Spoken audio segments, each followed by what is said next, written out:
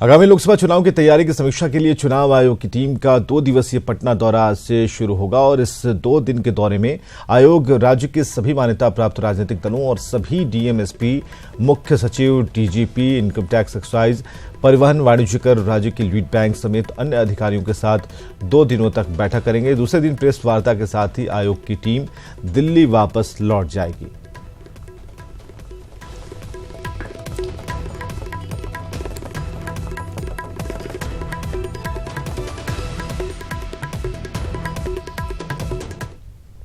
Bihar BJP ने सामान्य वर्ग को 10% आरक्षण के फैसले का लाभ लेने के लिए अभियान शुरू कर दिया और यह अभियान है SC/ST एक्ट को लेकर बीजेपी से भड़के सवर्णों को मनाने का अभियान, जिसमें बीजेपी के सवर्ण नेताओं से लेकर दलित नेताओं को भी लगाया गया है।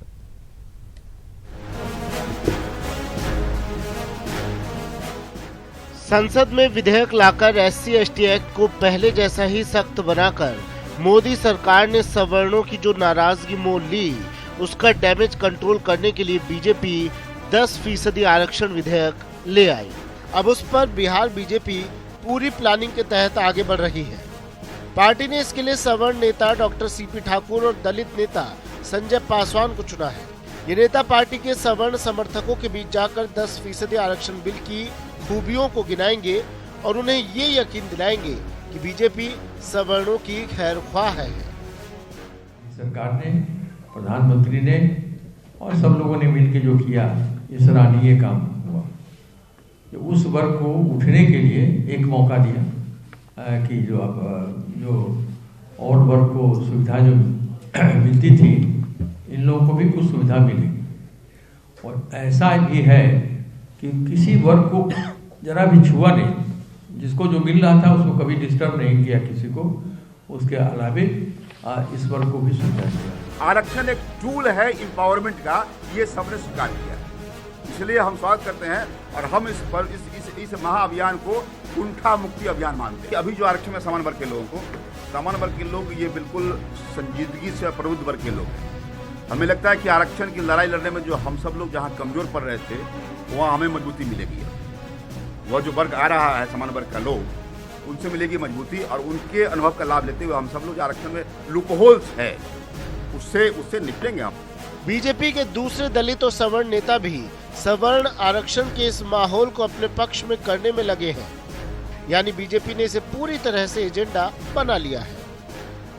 माननीय प्रधानमंत्री जी ने जो किया, केंद्र की सरकार ने, ये सामान्य वर्ग आरक्षण समझने की आवश्यकता यहाँ है कि सभी वर्गों के लिए आरक्षण है, न कि यह सवर्णों के लिए है और उसमें सारे समाज के लोग समाहित हैं। उसमें हो सकता है आगे चल के मेरे समाज के भी लोग शामिल हो जाएं, लेकिन सबसे बड़ी बात है कि ये आरक्षण चुनावी कोई बात नहीं है। देश का जनमानस बहुत जागरूक है। एनडीए सरकार ने, नरेंद्र मोदी की सरकार ने जो भी देश हित में, राष्ट्र हित में, जनहित में बेहतर काम किया है, स्वाभाविक रूप से सरकार और पार्टी अपने उपलब्धियों को लेकर जनता के बीच जाती है। बीजेपी को उम्मीद है कि 10% आरक्षण बिल उनसे भड़के सवर्ण वोट बैंक को वापस लाने में मददगार होगा। बहरहाल बीजेपी के इस फैसले का असर लोकसभा चुनाव में देखने को मिल जाएगा। पटना से ब्रिजम पांडे, न्यूज़ 18। और आर्थिक रूप से पिछड़ों के लिए आरक्षण पर आरजेडी ने विरोध किया था, लेकिन पार्टी के वरिष्ठ नेता रघुवंश सिंह ने पार्टी को फिर से विचार करने की सलाह दी और ऐसे में विरोधियों को हमला करने का मौका मिल गया है। एनडीए जल्द ही इसे लागू कराकर फायदा उठाने की फिराक में है। सवर्ण आरक्षण पर आरजेडी में 2 फाड़। रघुवंश की नसीहत ने बढ़ाई परेशानी। पार्टी के स्टैंड पर होगा पुनर्विचार।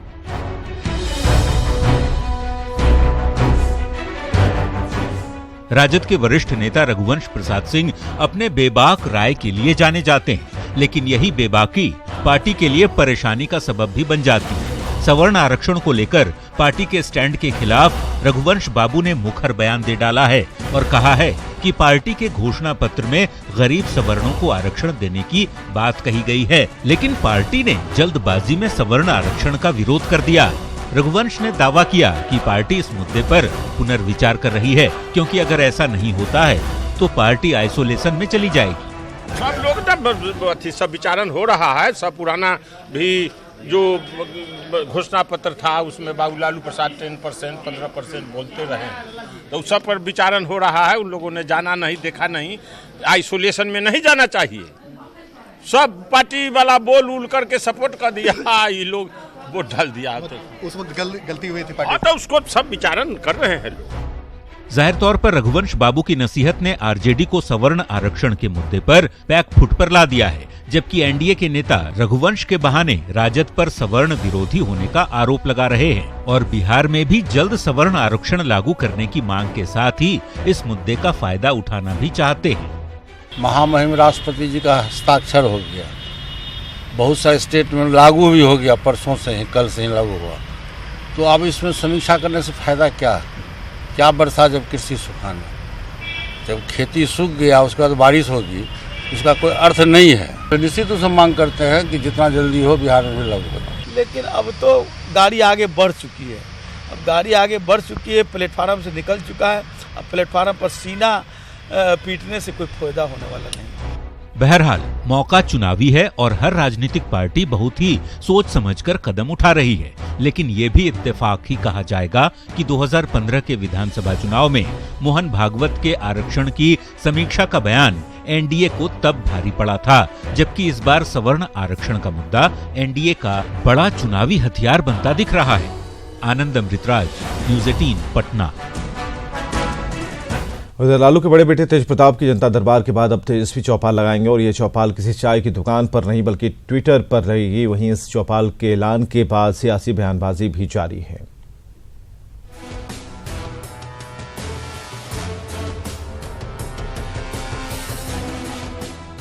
2019 के संग्राम को लेकर हर पार्टी, हर नेता अपनी रणनीति बनाने पर लगा है। नेता प्रतिपक्ष तेजस्वी यादव ने भी नई रणनीति बनाई है। अब तेजस्वी यादव ट्विटर पर चौपाल लगाकर लोगों से जुड़ेंगे और लोगों के सवालों का जवाब देंगे। इसकी शुरुआत 17 जनवरी दोपहर के 12 बजे तेजस्वी के आवाज से होगी। तेजस्वी ने अपने ट्विटर के जरिए लोगों से जुड़ने और खुलकर अपने सवाल रखने की अपील की है, जबकि विरोधियों ने तेजस्वी के इस चौपाल पर अभी से हमले शुरू कर दिए। बड़े भाई जनता दरबार लगा रहे हैं, छोटे भाई जो चौपाल लगाएंगे ट्विटर पर, ये तो ट्विटर बबुआ है। जनता दरबार तेज प्रताप जी लगा रहे से क्या फ़ायदा हो रहा है लोगों को, आप लोग को ही मालूम है। कभी साइकिल यात्रा निकाले वो पंक्चर हो गया, कभी संविधान बचाओ यात्रा निकले वो ख़त्म हो गया, अब चौपाल लगाने वाले हैं। मतलब तरह तरह के, अब भिन्न भिन्न तरह के ये लोग नाटक कर रहे हैं। ये बिहार की जनता बखूबी जानती है। दरअसल बीजेपी की तैयारियों को देखते हुए अब आरजेडी भी पूरी तरह से लोगों से जुड़ने में जुटी हुई है। पहले ही तेज प्रताप जनता दरबार लगाकर समर्थकों का विश्वास जीतने में लगे हैं। वहीं तेजस्वी इस नए चौपाल के जरिए अपने समर्थकों में जोश भरेंगे। आरजेडी तेजस्वी के इस रणनीति को रामबाण बता रही है। श्री तेजस्वी यादव जी ट्विटर पर चौपाल लगा करके लोगों की राय जानेंगे, उनकी समस्या जानेंगे, तो इसको लेकर के विपक्ष इतना परेशान क्यों हो जाता है? जब कोई मन की बात करता है उसका क्या फ़ायदा मिल रहा है, उसका क्या फ़ायदा मिला? तो हम कर रहे हैं तेजस्वी यादव जी के बढ़ते ग्राफ से बौखलाहट में हैं। उत्तर प्रदेश जाते हैं तो बेचैनी, चौपाल लगाते हैं तो बेचैनी, ट्वीट करते हैं तो बेचैनी। अब इसका तो कोई इलाज है नहीं। सोशल मीडिया के फायदों को हर पार्टी बखूबी समझती है और यही वजह है कि अक्सर सोशल मीडिया पर राजनीतिक पार्टियों के बीच वार देखने को मिलता है। अब तेजस्वी के इस सोशल स्टंट का फायदा कितना मिलेगा ये वक्त बताएगा। वहीं दूसरी पार्टियां इसका जवाब कैसे देती हैं ये देखने वाली बात होगी। न्यूज़ 18 बिहार के लिए पटना से रवि एस नारायण की रिपोर्ट। और रोहतास की डेहरी में विधानसभा का उपचुनाव होना है और ऐसे में उम्मीदवार को लेकर सभी दलों में आपसी खींचतान चल रही है, लेकिन आरजेडी में आपसी कलह सतह पर आ गया है। दरअसल आरजेडी कोटे से पूर्व मंत्री इलियास हुसैन की अलकतरा घोटाले में सजा हो जाने के बाद उनकी सदस्यता चली गई और उसके बाद डेहरी सीट खाली हो गई और इस सीट पर इलियास हुसैन के बेटे फिरोज हुसैन ने अपना दावा ठोका है और इलेक्शन कैंपेनिंग शुरू कर दी है। वो क्षेत्र में खुद को प्रत्याशी बताते हुए लगातार जनसंपर्क कर रहे हैं और इधर इलियास हुसैन के करीबी रहे नकीब अहमद ने भी प्रचार शुरू कर दिया। उनका कहना है कि लालू प्रसाद और नेता प्रतिपक्ष तेजस्वी यादव ने उन्हें प्रत्याशी बनाने का आश्वासन दिया है। वंशवाद का आरोप, सिर्फ बेटा होने से वंशवाद का आरोप लगा देना ये ठीक बात नहीं है। अगर प्रतिभा में मेरे अंदर कुछ कमी है तो वो आरोप लगाएं। अगर मैं उनसे किसी भी मामले में कम हूँ या भारतीय संविधान या भारत का कानून मुझे लड़ने के लिए अक्षम घोषित करता है तब तो मैं नहीं लड़ सकता हूँ। लेकिन जब मेरे में जब क्षमता है और कानूनन मुझे अधिकार है तो मैं लड़ूंगा और कोई मुझे रोक नहीं सकता है। अगर लालू जी का आदेश हुआ, मुझे टिकट मिला तो मैं बिल्कुल चुनाव जीत करके दिखा दूंगा। उनके पिताजी के अपने नाम पर है, अब मैं अपने नाम पर हूँ तो बहुत फर्क होता है। अपने नाम पर जो पब्लिसिटी लेता है या समाज का वर्क किया हो उसकी बात जुदा है, और जो अपने पिताजी के नाम पर हो तो उसकी जो है बात दूसरी है।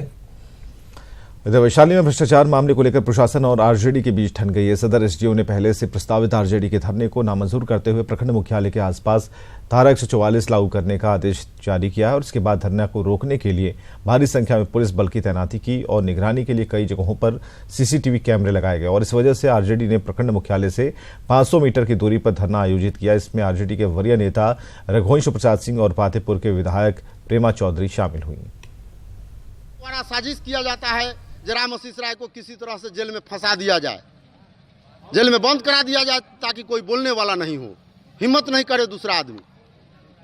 लेकिन मैं कहता हूं कि चाहे इसके लिए जो हो जाए, जो सच्चाई है उस बात को हम उठाते रहेंगे। अनुमंडल पदाधिकारी द्वारा धारा 144 लागू की गई और उसी के तहत पुलिस बल आया था। कितने मजिस्ट्रेट की बहाली थी? मजिस्ट्रेट 9 पॉइंट थे, जिस पर एक महिला और एक पुरुष मजिस्ट्रेट थे और 1-4 का बल हर पॉइंट पर था। कोई अप्रिय घटना वगैरह? कोई अप्रिय घटना नहीं, शांतिपूर्वक हुआ क्योंकि वो धरना प्रदर्शन का जगह चेंज कर दिए। वो इधर फुलवारी स्थित बामेती में कृषि मंत्री प्रेम कुमार ने किसानों की समस्या सुनने के लिए कार्यक्रम का आयोजन कराया था। कार्यक्रम खत्म होने के बाद जब किसान खाने के लिए हॉल में पहुंचे तो वहां खाना खत्म हो चुका था। किसान टोकन लेकर कई घंटे तक खड़े रहे लेकिन बामेती की ओर से कोई सुनवाई नहीं हुई। करीब 20% किसान खाना नहीं खा पाए। इससे नाराज किसानों ने हंगामा शुरू कर दिया। हम समझते हैं कि 50% भी आदमी नहीं खाया, 50% किसान बाकी है, 50% भी किसान बाकी है, 20% खाया तो हम बोला 20% भी नहीं खाया। वो ऊपर बोलने गए हैं तो बुढ़ाड़ी बाबू बोल रहे हैं कि जैसे खाना नहीं है दोबारा पर्सन नहीं दे रहा। एस्टिमेट से ज्यादा लोग आ भी गए थे, उसके बाद भी व्यवस्था था, लेकिन काउंटर मतलब कि हम लोगों ने बढ़ाया भी इसीलिए था। तो कुल मिलाकर हम लोग का उद्देश्य था कि जो हमारे जो किसान भाई बहन जो आए हैं उनको यहाँ पर थोड़ा सा वक्त तो लगता है, कोई बड़ा आयोजन है और जहाँ पर हम लोग कॉल किया था, मान लेते हैं कि 250 बार और आ गए 400 बार। और पटना पुलिस ने उद्योग विभाग के ज्वाइंट डायरेक्टर संजय सिंह को गिरफ्तार कर लिया। दरअसल ईओयू ने आय से अधिक संपत्ति मामले में संजय सिंह के घर छापेमारी की थी और इस दौरान उनके घर से शराब मिली थी। लिहाजा ईओयू की टीम ने ज्वाइंट डायरेक्टर को इसके पूरी थाने की पुलिस को सौंप दिया है, जिन्हें पटना के इसके पूरी थाने में रखा गया। उधर छापेमारी के दौरान संजय सिंह के सेंट्रल बैंक और एसबीआई के लॉकर से 2 किलोग्राम सोना और 800 ग्राम चांदी जब्त की गई है।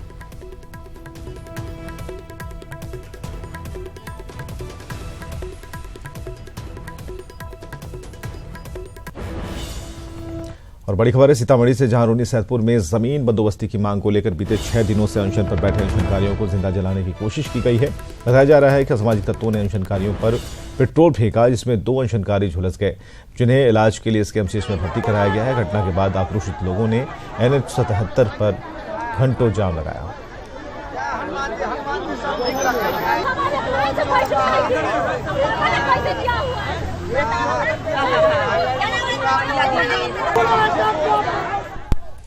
मधुबनी के बेनीपट्टी थाना इलाके में 8 साल की बच्ची के साथ दुष्कर्म की घिनौनी वारदात सामने आई है। बताया जा रहा है कि लड़की अपने घर के सामने अलाव सेक रही थी और इसी दौरान पड़ोस में रहने वाला युवक वहां पहुंचा और लड़की को जबरन उठाकर गांव में ही सुनसान इलाके में ले जाकर उसके साथ दरिंदगी की। पीड़ित की शिकायत पर पुलिस ने आरोपी युवक को गिरफ्तार कर न्यायिक हिरासत में भेजा है। डीएसपी पुष्कर कुमार ने स्पीडी ट्रायल चलाकर पूरे मामले की बारीकी से जाँच का भरोसा जताया। का इलाज कराया गया है, पीड़िता ठीक है और जो भी इस पर कार्रवाई होगी इसको स्पीडी ट्रायल कराया जाएगा और वैज्ञानिक साक्ष्य को भी संकलन किया जा रहा है।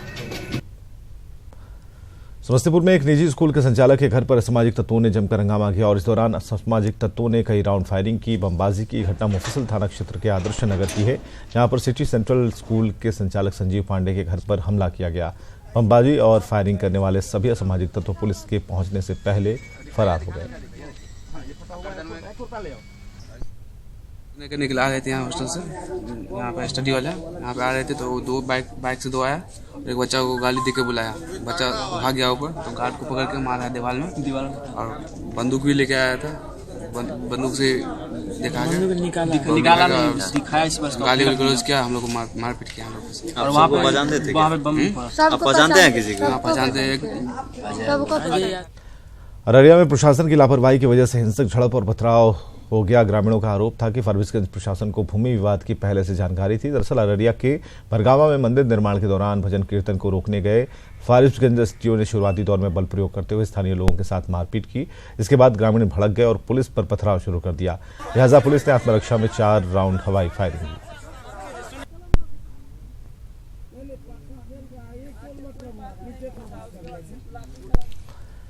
न्यूज 18 बिहार झारखंड ने अपनी खबरों के माध्यम से हजारों अग्निशमन कर्मियों के चेहरे पर मुस्कान लाने में कामयाबी हासिल की है। अग्निशमन कर्मियों के वेतन के मुद्दे को लेकर न्यूज 18 बिहार ने आवाज उठाई थी और इसका असर ये हुआ कि होमगार्ड एंड फायर सर्विस के डीआईजी ने खुद मामले को संज्ञान लिया और भरोसा दिलाया कि जल्द ही अग्निशमन के कर्मियों की वेतन की समस्या दूर होगी। तकनीकी वजहों से इन अग्निशमन कर्मियों को वेतन नहीं मिलने के बाद न्यूज 18 ने इनकी आवाज को मंच दिया था। अभी तक जो रजिस्टर नहीं हो पाए हैं डीडीओ लोग एनएसडीएल पर, उसके कारण उनके वेतन निकासी में ये कुछ कठिनाई हुई है। इसको ये चीज़ डायरेक्टरेट के संज्ञान में आ चुकी है और इस पर हम लोग लगातार काम कर रहे हैं और जिन जिलों में अभी बाकी है उसको बहुत शीघ्र हम लोग फाइनेंस डिपार्टमेंट से भी संपर्क में हैं कि ये काम जल्द से जल्द हो जाए। इधर सुपौल में डिलीवरी के दौरान एक महिला की किडनी निकाल लेने का मामला सामने आया है। पीड़ित ने चकला निर्मली स्थित मैरीगोल्ड रौनक राज क्लिनिक पर आरोप लगाया है। महिला ने इस क्लिनिक में ऑपरेशन के बाद बच्चे को जन्म दिया था। बाद में दिक्कत आने पर चेकअप कराया तो किडनी गायब होने की बात सामने आई। हालांकि एसपी ने महिला को न्याय दिलाने का भरोसा दिया है। में के किडनी एले तकर बाद तो चल गेलिए मार पटना में सीटी स्कैन करेलिए और तो के किडनी देखा देलकै एगो में पथली छै सिला राना निकाल लेलकै डॉक्टर। कत छै सिला राना क्लिनिक? चकला में मल्ली में छै, सुपौल चकला में मल्ली है। संज्ञान अगर हमको आ जाएगा तो उसकी पूरी जांच कराया जाएगा और उसको जो दोषी पाए जाएंगे उनको कार्रवाई की जाएगी। आरोप लगाया गया है, उस आवेदन में ये आरोप लगाया गया है कि वर्ष 2017 में ये लोग उसी एक निजी नर्सिंग होम में भर्ती थे, उसी में उनका बच्चा भी पैदा लिया था, उसी के दौरान उसका किडनी निकाल लिया गया। लेकिन यह मामला चूंकि काफ़ी पुराना है, इसलिए कोई भी काम हम लोग बिना हड़बड़ी में नहीं कर सकते हैं, इसके लिए हम लोग छानबीन कर रहे हैं। वैशाली के महुआ में इन दिनों अज्ञात जानवर के आतंक से ग्रामीण दहशत में है। ग्रामीणों की माने तो देर रात अचानक अज्ञात जंगली जानवर हमला कर देता है और इसके निशाने पर होते हैं मवेशी। कई बकरियों को अब तक ये जानवर अपना निवाला बना चुका है और इस अज्ञात जंगली जानवर के हमले से कई बकरियां घायल हैं। हालात ये हैं कि लोग इस जंगली जानवर से अपने मवेशियों को बचाने के लिए रत जगह कर रहे हैं। कोई दिखाई नहीं देता जानवर क्या है? जानवर दिखाई देता है सर, बाकी काला में है। अच्छा, बाकी पता नहीं चलता है सर। किधर से आता है किधर जाता है? चारों तरफ से आता है, बाकी बैगन उगन में इतना किनारा खेती सब में घुस जाता है सर, पता नहीं चलता है। अच्छा, तो आप लोग सब लोग रात में जग रहे हैं? हर रात फुल नाइट रहते हैं सर। कोई लाठी डंडा उसी के लिए उसी के लिए सबका भी एक बकरी मार दिया, एक को जख्मी करके छोड़ दिया, अभी मर गया। उसके बाद में उधर एक खा गया और फिर आपके कहें कि परसुनिया में भी खाया है, कुतुबपुर में भी खाया है, जगदापुर में भी कल खा गया है, आज कुतुबपुर में खाया है। और जानवर पकड़ में नहीं आता है कौन सा जानवर है, लेकिन उसका पंजा बाघ के आकार जैसा उसका पंजा है। और फाड़ता है तो बकरी को पीछे पूरा बीच से फाड़ देता है।